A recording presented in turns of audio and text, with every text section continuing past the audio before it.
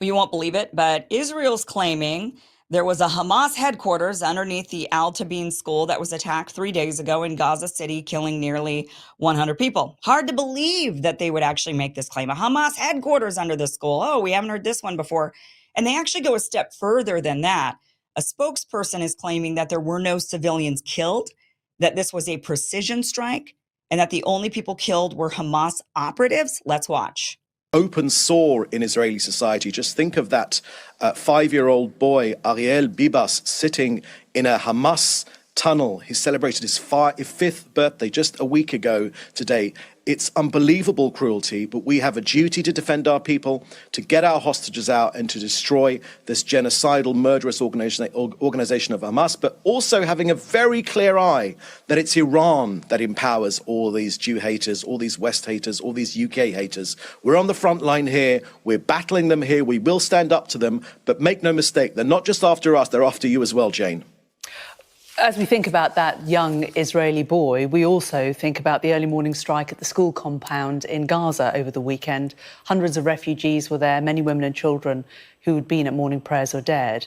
Israel estimates 19 militants among the dead. The charity Save the Children say they believe at least 100 dead. Does Israel consider these civilians collateral damage?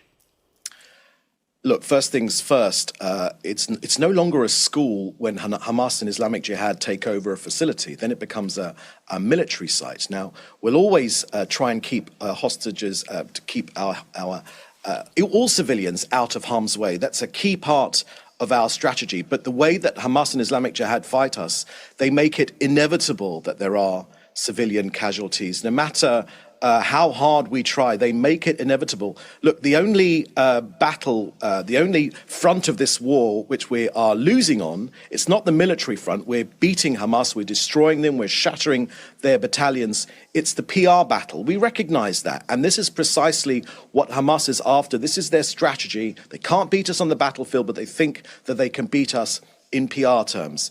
It is Hamas that is responsible for any civilian casualties in Gaza. They're not that upset that there are civilian casualties. They wish there were 10 times more because it's a key part of their strategy. We know that, but we're going after the terrorists. We're not going to stop until this genocidal organization is taken away from the leadership of Gaza to give Gazans a better future and us a better future living in peace here.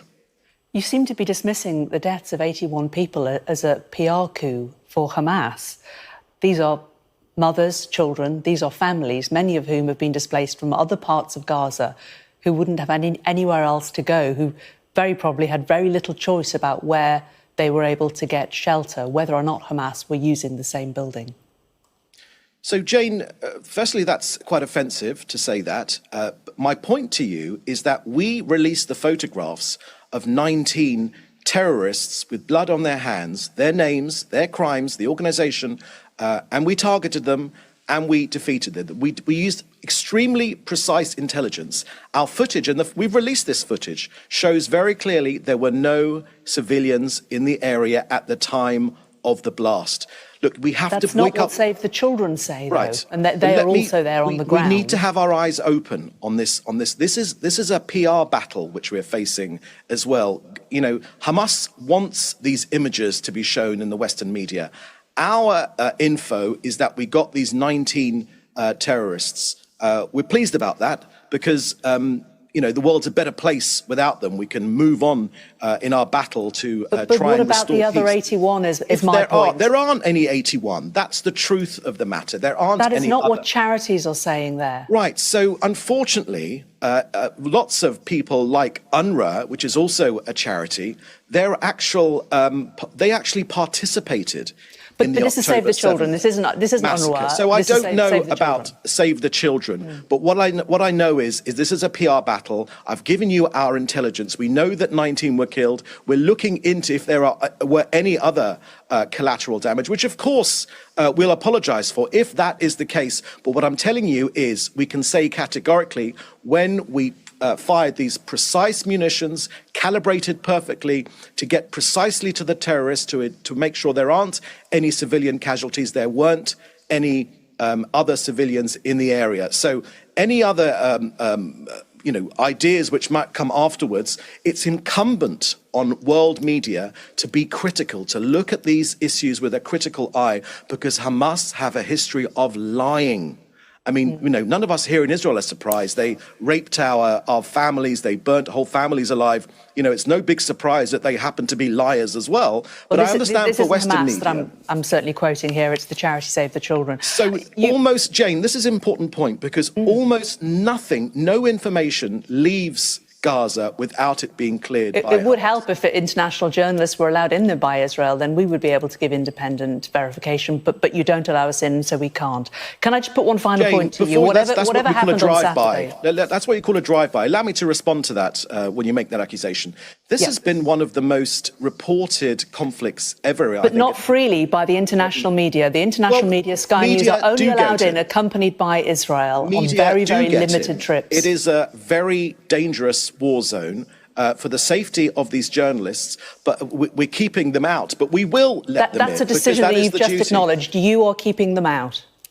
No, the decision I'm taking, I'm telling you about, is that we're focusing on bringing our hostages home. That's what our emphasis is, because the story's getting out. I mean, you see them on your screens every single moment of every single day. So the story is getting out. So this idea that it isn't getting out is ridiculous. It's on our front screens all the time. But it's hard because if I say a fact and then you say it's Hamas, we can't independently verify it because you won't let us in. So it becomes a circular argument, doesn't it? Whatever happened on Saturday, we've seen the images. Yeah, we've seen the images. We know that there are other people who were killed, and it wasn't just 19 Hamas operatives like he's actually trying to claim. Look at this video that we have. We've got all of these people that have been killed. We've seen the children, the bodies. I mean, it's terrible. At least 80 people were killed, 47 others were injured. That's at a minimum. They do believe that there's more than that, about 100 people they think are killed. And that's not coming from the Hamas Ministry of Health in Gaza. That is coming from Save the Children. That is coming from the Red Crescent. Red Crescent said that this was the worst they've ever seen, that this massacre was the worst that they'd seen. We're seeing the all of the humanitarian organizations are saying that 100 people were killed, not just 19 Hamas operatives. And he's trying to tell us not to believe our lying eyes. That don't you know it's just PR? It's just PR that a school was hit and all of these innocent civilians and children and women and elderly were killed. The refugees, the 6,000 refugees that were sheltering in this school after they've already been displaced because Israel has bombarded Gaza. Don't believe any of that. Don't you know that that's just propaganda from Hamas? In fact, Gaza's just an oasis. It's a beachfront oasis, and there's no destruction. I mean, that's what they want us to believe. They want us to believe that they haven't bombed anywhere in Gaza, that they've been doing these precision strikes, only killing Hamas operatives. And we're going to show you that that is just absolutely not true. But what happened if you're not totally familiar with the strike? 3 days ago, Israel struck Al Tabeen School, which is located in eastern Gaza City. It was housing displaced Palestinians seeking shelter. About 6,000 of the refugees were sheltering there, and they hit it 3 times, and they killed about 100 people, 80 confirmed, and they believe that there's more. Unfortunately, they can't verify all of the deaths. This is one of the problems, and this is part of the narrative that we're getting from Israel of them saying, well, now you've got to backtrack some of the deaths because you had to turn the number down. You had to backtrack on the number. And the truth is that the reason why the number had to be backtracked a little was confirmed deaths, meaning we have a death certificate. We know who the dead person is. There are a lot of body parts that Gaza, the Palestinians, have not been able to actually identify. That cannot be a confirmed death. So they don't have the ability right now to be doing genetic testing. I mean, they're in a war zone right now, a very active war. So they can't do all of the things that would maybe be done in a normal circumstance when you're trying to identify a dead body. But a lot of these body parts came into the hospital in bags, just bags of body parts. And so they figured that every 70 kilograms was a human being, was one person. That's how they're counting people who've died. 70 kilograms of dead body, that's a person. That's how bad it is. That's how the slaughtering is. And this guy is trying to tell us that no, there was very little destruction. Very few people were killed. And the only people who were killed were Hamas operatives. Let me just show you how that's not even true. Israel, the IDF put out this press release. So you can see here, this is their press release that they put out, and they said 19 terrorists eliminated in a mosque in Al Tabeen school compound. So the attack happened during early morning prayer. They knew that all the men would be in one part of the school, the compound, praying, and they targeted that area.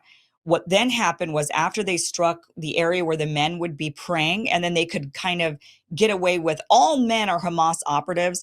There are 2.2 million people in Gaza, 2.2 million. They've estimated already that about 30,000 of those 2.2 million are Hamas fighters. That's what they've been saying from the beginning of the war. That's not every male. That is not even close to being every male. Yet now they're at a point where they're targeting where men are grouping up so that they can get a bunch of men who've been killed and say, see, it's not a bunch of women and children, it's just men, and all of these men were Hamas operatives because they're all men, and a lot of them are probably fighting age. And so therefore, even though we know that there's only 30,000 of the 2.2 million who are Hamas fighters, these are them. These are all of them, right? So it's easy to kind of paint that picture of winning when you're striking a group of just men praying, because they pray separately. So they then they released this list. So they targeted the men. The strikes hit the men, and then fire spread, and the fire consumed entire families. That is how all of these other people were killed. Some were killed directly in the strike, but a lot of these other civilians were killed in fires. They burnt alive because the IDF decided to hit not just where the men were praying, but this was a heavily, densely compacted compound. So then they released this image, and I've circled here for you in yellow the two that have been confirmed to be lies from Israel, that they claimed in their press release that these are the terrorists who were eliminated in the military headquarters, they're calling it. Once again, this was the headquarters under the school, located in a mosque in the area of the Al Tabeen school. They released these, except it's already been confirmed that two of the people on this list have been killed before this event happened. They were killed 2 days prior, or several days, both of them killed at different times in different locations, and neither of them were killed on this day at this time at this mosque. Couple of things about this, first of all. So one, they lie. They don't really know who they've killed, right? But they've got what they believe to be a pretty comprehensive list of these Hamas operatives who they've eliminated. The fact that they can pinpoint who the Hamas operatives are, wouldn't that lead you to the question of, then can't you tell who isn't and who all of these other civilians are? They're claiming no other civilians were killed, yet they somehow know the identities of these people killed, but then they can claim a bold-faced lie. This isn't just the fog of war. There's no fog of war with this. Now, in the fog of war, we don't really know how many people have died. We don't know who have died. There is a genuine fog of war, but Israel's claiming that they've got such sophisticated surveillance and technology that they can identify and list the 19 supposed terrorists that they just killed in this attack. When the world is condemning them for killing, for dropping bombs on a school compound, they say, wait, no. We've got these are the 19. Here's their names. Here's the list. Here's their faces. We're going to put them up on our press release. If they're able to do that, they've got the surveillance technology to know who else they've killed. How do they not know that they're killing a bunch of women and children? Of course they know. But they don't want to admit it to you. They don't want to tell us the truth.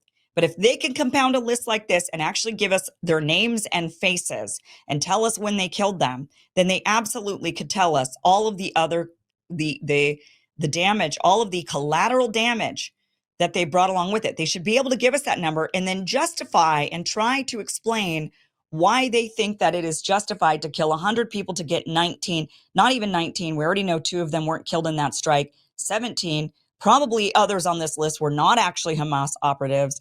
So they've got to justify to us killing an entire group of 100 people all to get a dozen. Is that something we're okay with? Are we okay with that? And they should have to answer that. But instead they lie. They lie and they tell us it didn't happen. that none of these people died. They're not coming to the hospital in body bags. The hospitals are the ones confirming the deaths. The hospital nearby confirmed the 80 deaths. That wasn't the Gaza health run, the Hamas run health ministry. That wasn't Hamas at all. That was doctors at a hospital that confirmed 80 people were killed. And Israel's trying to tell us, don't believe your lying eyes. Let me show you this also. This is, and then, they try to tell us that this is a headquarters. So now we see from their press release that it's a headquarters, but also this is now making the rounds throughout the press that it's a headquarters. They're saying most Hamas headquarters were found in schools. Israeli soldiers describe Hamas as human, they're human shields, and they're putting their headquarters underneath all of. How many times have we heard this? I want you to look at this map.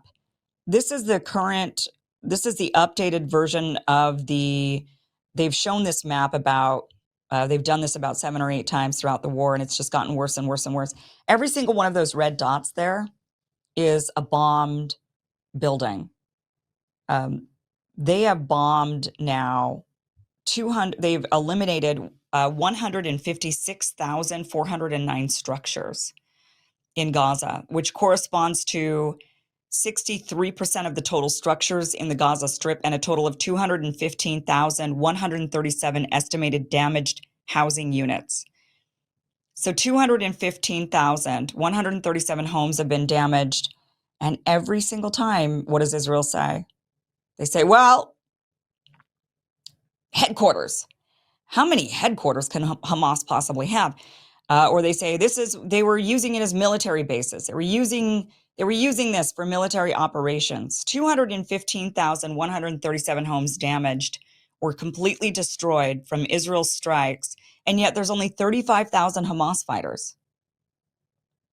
So 35,000 Hamas fighters, and yet they've pummeled over 200,000 homes and claimed, I can't even count how many times we've heard that this is a Hamas headquarters, and we've never seen an ounce of evidence of a single Hamas headquarters.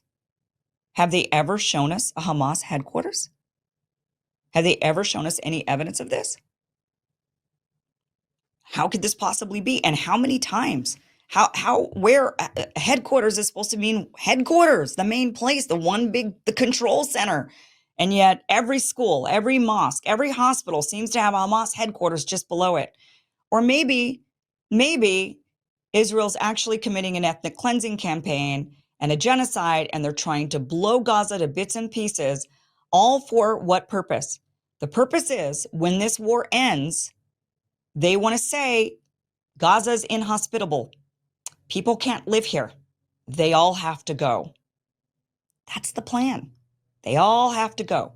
Egypt, you got to open the doors. Other countries, you got to open up your doors. They can't be here. How could you be so inhumane and not open your doors to the Palestinian people? How could you be so awful, Egypt, and not take them? That's going to be the gaslighting. It's not that they're awful for destroying their entire way of life, their communities, all of their infrastructure. They're not the awful ones for just carpet bombing the place. No, it's not them. It's the rest of us for not taking all the Palestinian refugees and helping them in their end goal of an ethnic cleansing campaign of Gaza. But that is the entire purpose of this. They are not looking to negotiate. And all of this happened, by the way, when they were supposed to be negotiating a ceasefire deal. And rather than negotiate a ceasefire deal, what do? They bomb a school with 100 people, because that's their way of saying we're not interested in a ceasefire deal. We're not interested in it at all. I just can't believe still, here we are. How many months are we into this war? And there are people out there that still believe all of the nonsense that Israel puts out there. They still believe it. And they believe, just like what the spokesperson was saying to the UK, to the British news anchor there, which is, we're not just fighting them for us. We're fighting them. You're next. Don't you understand? You people are next.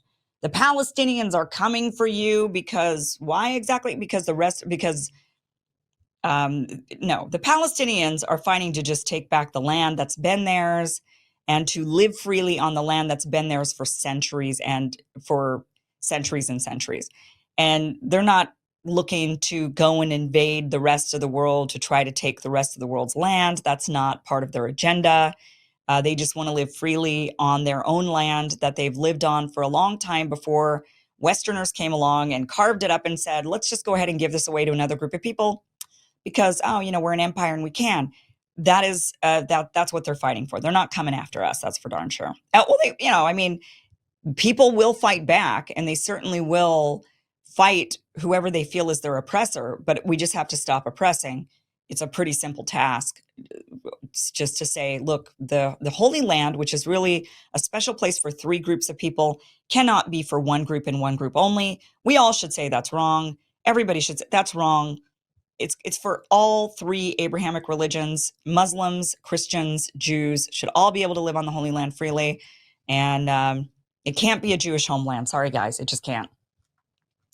Right. Everybody's talking about those weight loss injections because the results are so dramatic. They work by lowering blood sugar and reducing appetite.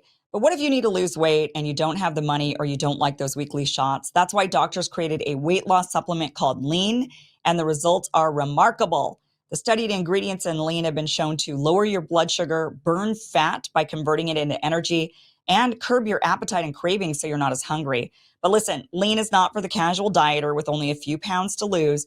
The doctors at Brickhouse Nutrition created Lean for frustrated dieters with 10 or more pounds to lose. So let's get you started with 15% off and free rush shipping so you can add Lean to your healthy diet and exercise plan. Visit takelean.com and enter Kim15 for your discount. That's promo code Kim15 at takelean.com.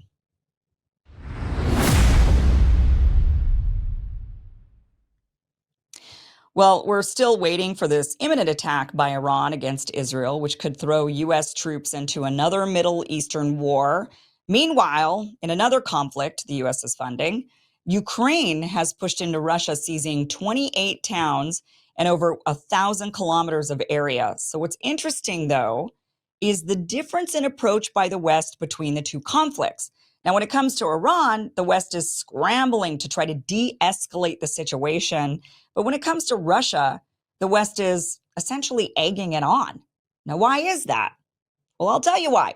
Because one conflict would end up with dead Americans, and the other just ends up with a lot of dead Ukrainians. And we don't care about Ukrainians, so it's fine. Keep it going.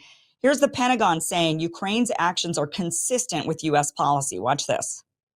Can you provide us an update on Ukraine's incursion into Kursk? Is that consistent with, is that consistent with the United States' sort of understanding of what Ukraine can and cannot do with U.S. weapons? Thanks for the question. So yes, it is. It is consistent with our policy, and we have supported Ukraine from the very beginning to defend themselves against attacks that are coming across the border and for the need for crossfires. So they are taking actions to protect themselves from attacks that are coming from a region that are within the U.S. policy of where they can operate, our weapons, our systems, our capabilities. In terms of this actual operation that's ongoing in the Kursk region that you've referenced, I'd refer you to the Ukrainians to speak more to that. We are getting more information, but really it's for them to speak to their own operations. So is the policy then essentially wherever they see an attack emanating from or a grouping of troops? So could that include like Moscow as well, if they saw some sort of preparation for them to then go into Moscow? Is that? That would, again, we don't support long-range attacks into Russia. These are more for crossfire. I'm not going to put a specific range on it, as you know. They are aware of the U.S. policy and what we are supportive of. I think from the very beginning, we are supportive of Ukraine and their success on the battlefield. But as the dynamics have shifted on the battlefield, they've been able to actually push the Russians back further into Russian territory. But as they see attacks coming across the border, they have to be able to have the capabilities to respond. And so you're seeing some of these cross-border counter-fire measures that they're being able to take that are near the border of Ukraine. We don't support long-range attacks into Ukraine. We've said that from the very beginning. I'm not going to draw a circular map here for you of where they can and can't strike, but we've been very clear with the Ukrainians. Janie. Thank you, Sabrina. Two questions on the North Korea and Ukraine. Sure. Okay, so what she's what she's referring to, which she misspoke a little bit. She said that they're not supporting long range into Russia. She misspoke and said Ukraine. But basically, we support what's going on there. We don't want them to do long range stuff into Russia, but we support what's happening there. I do want to show you the map of the incursion from Ukraine into Russia. So they have been able to take, as I mentioned, 28 different towns at about 1,000 kilometers of land. This is the area that they've taken. It's and this is what we're seeing a lot on social media and what we're seeing online, which is, look at this land. Ukraine has taken this. This is, oh my gosh, they're going to go and they're going to beat Russia. Now I want to put it into perspective here, and let's show the map, the larger map here. This is of the entire.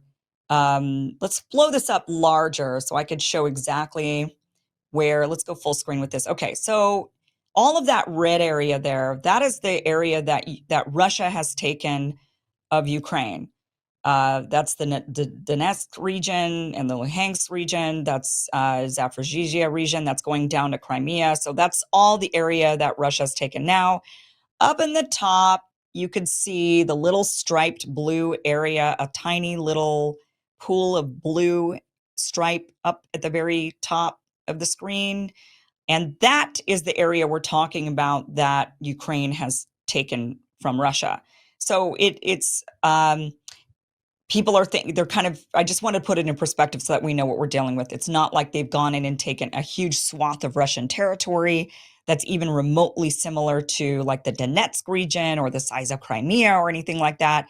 This is a very small area that they've been able to take. It was unexpected for the Russians. They are rushing to that area to try to defend the area.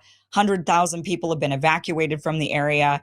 It's embarrassing for Russia. There's definitely no doubt about it. And I think furthermore, the question then is, what are we doing here? I mean, Ukraine is not taking back the territory that they claimed they're wanting to take back. The point of the war for Ukraine and the U.S. funding it was to push Russia out of the areas that Russia has already taken. It wasn't for Ukraine to start taking their own portion of land from Russia, small portions of land from Russia. The point was push them out, get your country back, and that, including Crimea, these kind of far-fetched ideas. And they know they're far-fetched. And Ukraine is not winning this war. And the West continues egging it on anyway. And so in order to sort of look like there's some sort of win, they've now taken a little part of Russia and they've put their Ukrainian flag on the land and said, look, we're strong, we're actually doing something. But this is a pointless move. It's completely and totally pointless. They need to negotiate the deal, but the West continues to egg them on. Look at this. This is a piece from the Washington Post. NATO chief and European allies urge the U.S. to let Ukraine strike inside of Russia. NATO Secretary General Jens Stoltenberg and a growing chorus of Western leaders are urging Washington and its allies to drop restrictions on how Ukraine uses detonated or weapons. So they're wanting Ukraine to be able to go in and use more weapons. And this was actually done, this article was written back in May. And they're encouraging Ukraine to strike inside of Russia. They're encouraging them to do what it is they're doing today. They want to see Ukraine egg Russia on. They want to see Ukraine just poke at the bear. For what good? I mean, what is the end goal here except to try to bait Russia into a wider war? If Ukraine is using U.S. weapons to strike inside of Russia, Russia's already saying today, Vladimir Putin is saying that, yeah, the West, we're in a proxy war with the West. The West, we're in a war with the West, essentially. And this is the type of stuff that they're doing. They're using Ukraine. But the point is, I wanted to show you how there is this stark difference between the two wars that we're potentially up against. We've got the Russia war, which the West is egging on. You've got Lindsey Graham going around giddy face saying, you go get him, Ukraine, go get him. But then when it comes to Iran, we're not actually getting that same war hawkish talk. Instead, we're actually getting a lot of, we got to de-escalate the situation. Here's a piece from the New York Times. Arab and Western nations urge restraint as Israel-Iran tensions simmer, trying to head off a Middle East war. Several countries are pressuring Iran to temper its retaliation for the assassination of a Hamas leader in Tehran. Where are these same people when it comes to Ukraine, Russia? Where is that same attitude of let's let's not escalate this. Let's instead try to negotiate it out, negotiate a ceasefire. That is what all of these Western leaders from Europe and the United States, they're all saying to Iran and to Hezbollah, we want to calm things down. We want to negotiate a ceasefire. How many times has Joe Biden put forward an Israeli ceasefire agreement that Israel had nothing to do because Israel keeps rejecting their own ceasefire agreements? How many times have we heard about these ceasefire agreements that the U.S. presents? How many have we, on the flip side, seen between that the U.S. has put out there for Ukraine and Russia? None. Not a single one. Why is this? Why is it that the U.S. feels safer poking the bear and going to war with Russia than Iran? What is it about Iran? Is it Russia has nukes? We know Russia has more nukes than the United States. So why does the United States feel it's totally fine to poke that bear, but they don't want to poke the lion of Iran? What is it about Iran that freaks everybody out? I'll tell you, it's the proximity. Fighting Iran would be Israelis dead. And a lot of those Israelis would be Americans. And there would be Americans would have to get involved in that. There would be boots on the ground. It would be dead Israelis and dead Americans fighting Iran because that's who would be doing the actual fighting. But when it comes to Ukraine, and this is something that Ukraine should really pay attention to, what I'm really pointing out is something for Ukraine. This is a question for Ukraine. This is a question for Zelensky. Are you paying attention to this? Are you seeing that the West and the United States wants to negotiate a deal with Iran? They want to temper and de-escalate. But when it comes to you and your people, they're willing to throw you on the front line and just kill you off. No big deal. We don't have a single American that's going to be fighting in Ukraine. And of course, you got some people that sign up for the militia groups. But other than that, right, we're not putting U.S. boots really, truly on the ground and at risk in Ukraine. We don't have our greatest ally, Israel, for whatever reason. They're our greatest ally. Still don't know what we're allied about. We're not killing off our greatest ally. No, instead, we're happy to sacrifice Ukrainians in order to just push at the Russians and antagonize the Russians. But we're not willing to do that when it comes to Israelis and possibly Americans. And even if Americans weren't going to get involved in either war, certainly we're not willing to sacrifice Israelis. We care more about them than we do about Ukrainians. And why is that? And that's a question Ukraine should ask.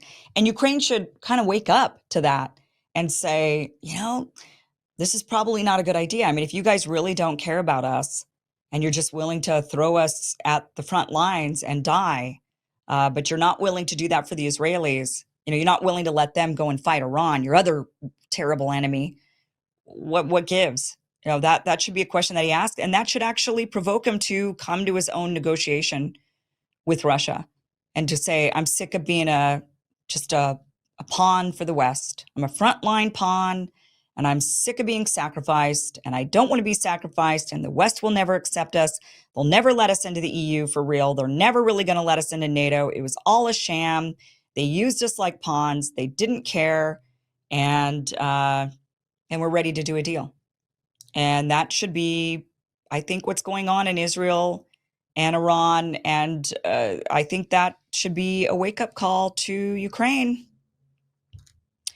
We'll see. Hey guys, this was just a clip of a longer show. Catch the full show by going to KimIversonShow.com. It is free. It airs Monday through Friday, 5 p.m. Pacific, 8 p.m. Eastern. You could go back now and watch this full interview. I highly recommend it. Again, go to KimIversonShow.com. Thank you so much for watching.